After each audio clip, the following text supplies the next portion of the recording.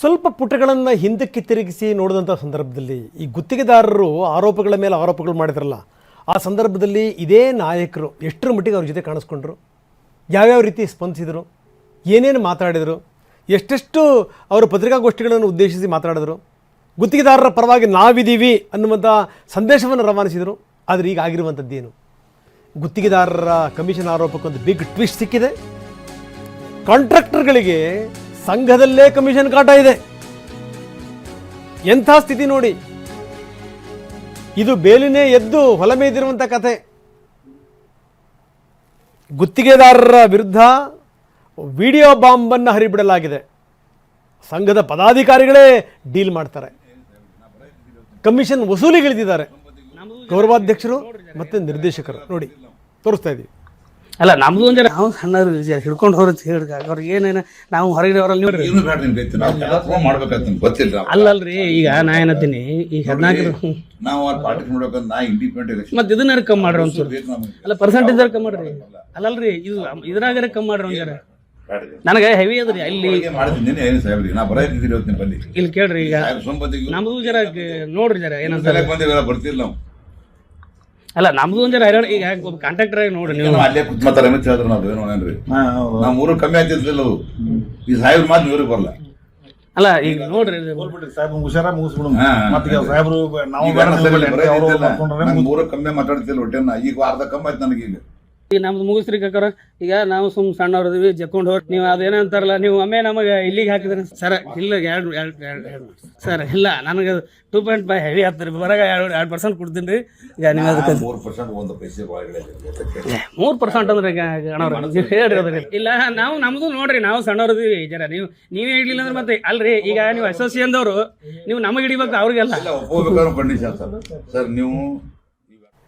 So ಇದು ಸಂಗತಿ. ಎಷ್ಟರ ಮಟ್ಟಿಗೆ ನೋಡಿ, ಕಮಿಷನ್ ವಸೂಲಿ ಅನ್ನುವಂಥದ್ದು ಎಷ್ಟರ ಮಟ್ಟಿಗಿದೆ ಇದು ಸಂಗತಿ. ಈ ಗುತ್ತಿಗೆದಾರರ ಈ ಕಮಿಷನ್ ಆರೋಪಗಳಿದಾವಲ್ಲ, ಅದಕ್ಕೆ ಸಂಬಂಧಪಟ್ಟಂಗೆ ಒಂದು ಹೊಸ ಟ್ವಿಸ್ಟ್ ಇದು. ಏನು ಅಲ್ಲಲ್ಲೇ ಇದ್ದಂಥವರನ್ನೇ ಈ ರೀತಿ ದುಡ್ಡು ಹೆಕ್ಕಿಬಿಡ್ತಾರೆ ಅಂತಂದ್ರೆ ಗತಿ ಏನು?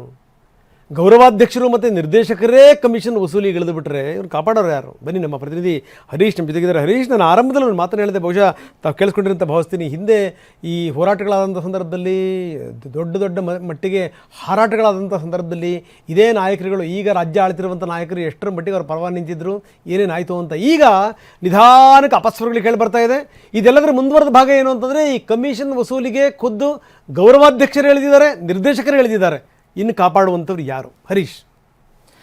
ರಂಗನಾಥ್, ಗುತ್ತಿಗೆದಾರರಿಗೆ ಕಮಿಷನ್ ದಂಧೆಯ ಮೂಲಕ ಹಿಂಸೆ ಕೊಡ್ತಿದ್ದಾರೆ ಅಧಿಕಾರಿಗಳು, ರಾಜಕಾರಣಿಗಳು ಅನ್ನುವಂಥದ್ದನ್ನು ಗುತ್ತಿಗೆದಾರರ ಸಂಘದವರು ಪದೇ ಪದೇ ಆರೋಪವನ್ನ ಮಾಡ್ತಿದ್ರು. ಎಲ್ಲ ಸರ್ಕಾರದಲ್ಲೂ ಕೂಡ ಗುತ್ತಿಗೆದಾರರ ಸಂಘದ ನಿರ್ದೇಶಕರಾಗಿರ್ಬೋದು, ಪದಾಧಿಕಾರಿಗಳು ಪದೇ ಪದೇ ಇಂಥ ಆರೋಪವನ್ನ ಮಾಡ್ತಿದ್ರು. ಈಗ ಗುತ್ತಿಗೆದಾರರ ಸಂಘದ ನೈತಿಕತೆಯನ್ನೇ ಪ್ರಶ್ನೆ ಮಾಡುವಂತಹ ಒಂದು ವಿಡಿಯೋ ಈಗ ಬಹಿರಂಗಗೊಂಡಿರುವಂತಹದ್ದು. ಮತ್ತು ಗುತ್ತಿಗೆದಾರರಿಗೆ ಕೇವಲ ರಾಜಕಾರಣಿಗಳು, ಅಧಿಕಾರಿಗಳು ಕಾಟವನ್ನ ಕೊಡೋದಿಲ್ಲ, ಗುತ್ತಿಗೆದಾರರ ಸಂಘದ ಪದಾಧಿಕಾರಿಗಳೇ ಕಾಟವನ್ನ ಕೊಡ್ತಾರೆ, ಅವರೇ ಕಮಿಷನ್ ದಂಧೆಗೆ ಇಳಿದಿದ್ದಾರೆ ಅನ್ನುವಂಥದ್ದು ಸ್ಪಷ್ಟವಾಗಿ ಗೊತ್ತಾಗುತ್ತೆ. ಈಗ ಯಾವುದಾದ್ರು ಒಂದು ಗುತ್ತಿಗೆಯನ್ನ ಪಡಿಬೇಕು ಅಂತಂದ್ರೆ ಗುತ್ತಿಗೆದಾರರ ಸಂಘಕ್ಕೂ ಅದರ ಕಮಿಷನ್ ಹೋಗಬೇಕು ಅನ್ನುವಂಥ ಇದರಿಂದ ಸ್ಪಷ್ಟವಾಗಿ ಗೊತ್ತಾಗುತ್ತೆ. ಜೊತೆಗೆ ಬಿಡ್ ಅನ್ನ ಪಡಿಬೇಕು ಅಂತಂದ್ರೆ, ಈಗ ಯಾರೋ ಒಬ್ರು ಬಿಡ್ ಹಾಕಿದ್ದಾರೆ ಅಂತಂದ್ರೆ ಅವರು ವಾಪಸ್ ಪಡೆದುಕೊಳ್ಬೇಕು ಅನ್ನುವಂತಹ ಎಚ್ಚರಿಕೆಯನ್ನು ಕೂಡ ಈ ಗುತ್ತಿಗೆದಾರರ ಸಂಘದವರು ಕೊಡ್ತಾರೆ. ತಮಗೆ ಬೇಕಾದವರಿಗೆ ಹಾಗೂ ತಮ್ಮ ಆಪ್ತರಿಗೆ ಗುತ್ತಿಗೆಯನ್ನು ಕೊಡಿಸ್ಲಿಕ್ಕೆ ಇವರು ಎಷ್ಟೆಲ್ಲ ಕಮಿಷನ್ ದಂಧೆಯಲ್ಲಿ ಮುಳುಗಿದ್ದಾರೆ ಅನ್ನುವಂಥದ್ದು ಕೂಡ ಗೊತ್ತಾಗುತ್ತೆ. ಒಂದು ತಮ್ಮ ಆಪ್ತರಿಗೆ ಗುತ್ತಿಗೆಯನ್ನು ಕೊಡಿಸುವಂತಹದ್ದು, ಮತ್ತೆ ಇನ್ಯಾರು ಬಿಡ್ ಅನ್ನ ಸಲ್ಲಿಸಿದಂತವರಿಗೆ ಅವರಿಗೆ ಧಮಕಿಯನ್ನ ಕೂಡ ಹಾಕುವಂತದ್ದು ಇದರಲ್ಲಿ ಸ್ಪಷ್ಟವಾಗಿ ಗೊತ್ತಾಗುತ್ತೆ. ಒಂದ್ ವೇಳೆ ಅವನು ಬಿಡ್ ಇಂದ ವಾಪಸ್ ಹೋಗದೇ ಇದ್ರೆ ಅವನಿಂದ 3%, 2.5% ಕಮಿಷನ್ ಅನ್ನ ಪೀಕುವಂತ ಕೆಲಸವನ್ನ ಈ ಗುತ್ತಿಗೆದಾರರ ಸಂಘದ ಪದಾಧಿಕಾರಿಗಳು, ಗೌರವಾಧ್ಯಕ್ಷರು, ನಿರ್ದೇಶಕರು ಮಾಡಿದ್ದಾರೆ ಅನ್ನುವಂಥದ್ದು ಗೊತ್ತಾಗ್ತದೆ. ಒಂದು ಕಡೆ ಇವರೇ ಸರ್ಕಾರದ ಅಧಿಕಾರಿಗಳು ಮತ್ತೆ ಸಚಿವರ ವಿರುದ್ಧ ಆರೋಪವನ್ನ ಮಾಡ್ತಾರೆ. ಒಂದ್ ಕಡೆ 40% ಕಮಿಷನ್ ನಲ್ಲಿ ಸರ್ಕಾರ ಮುಳುಗಿದೆ ಅನ್ನುವಂತಹದ್ದು, 60% ಕಮಿಷನ್ ತಗೊಳ್ತಾರೆ ಅನ್ನುವಂತ ಆರೋಪವನ್ನ ಮಾಡ್ತಾರೆ. ಮತ್ತೆ ಯಾವುದೇ ರೀತಿಯಾದಂತಹ ಗುತ್ತಿಗೆದಾರರಿಗೆ ಹಣವನ್ನ ಸರ್ಕಾರ ಬಿಡುಗಡೆ ಮಾಡ್ತಿಲ್ಲ ಅನ್ನುವಂತ ಆರೋಪವನ್ನ ಮಾಡುವಂತ ಇವರೇ ಕಮಿಷನ್ ದಂಧೆಯಲ್ಲಿ ಮುಳುಗಿದ್ದಾರೆ ಅನ್ನುವಂತ ಸ್ಪಷ್ಟವಾಗಿ ಈ ವಿಡಿಯೋದಲ್ಲಿ ಗೊತ್ತಾಗುತ್ತೆ. ಮತ್ತೆ ಇವರ ವಿರುದ್ಧ ಸರ್ಕಾರವು ಕೂಡ ಕ್ರಮ ಕೈಗೊಳ್ಳಬೇಕಾಗುತ್ತೆ. ಇವರು ಗುತ್ತಿಗೆದಾರರಿಗೆ ಹಿಂಸೆ ಕೊಡುವಂತಹ ಗುತ್ತಿಗೆದಾರರ ಸಂಘ ಅನ್ನುವಂತಹದ್ದು. ಒಂದ್ ಕಡೆ ಸಚಿವರುಗಳಿಗೂ ಕೂಡ ಕಮಿಷನ್ ಕೊಡಬೇಕು, ಅಧಿಕಾರಿಗಳಿಗೂ ಕೂಡ ಕಮಿಷನ್ ಕೊಡಬೇಕು. ಅಷ್ಟೇ ಅಲ್ಲದೆ ಅವರ ರಕ್ಷಣೆಗೆ ನಿಂತಿದ್ದೇವೆ ಅನ್ನುವಂತ ಹೇಳುವಂತಹ ಗುತ್ತಿಗೆದಾರರ ಸಂಘಕ್ಕೂ ಕೂಡ ಕಮಿಷನ್ ಕೊಡಬೇಕು. ಹಾಗಾಗಿ ಗುತ್ತಿಗೆದಾರನಿಗೆ ಹಿಂಸೆ ಕೊಡುವಂತಹ ಅಂದ್ರೆ ಬೇಲಿ ಎದ್ದು ಹೊಲ ಮೇಯುವಂತಹ ಕತೆ ಇದಾಗಿದೆ ರಂಗನಾಥ್. ಎಸ್, ಧನ್ಯವಾದ ತಮ್ಮೆಲ್ಲ ಮಾಹಿತಿಗೆ.